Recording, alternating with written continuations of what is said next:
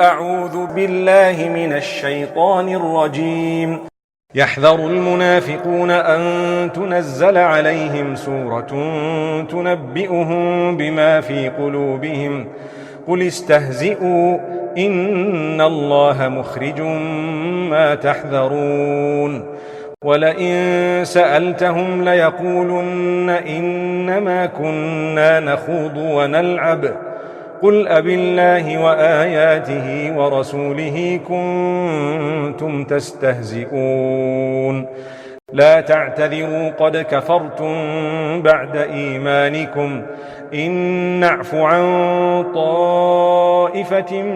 منكم نعذب طائفة بأنهم كانوا مجرمين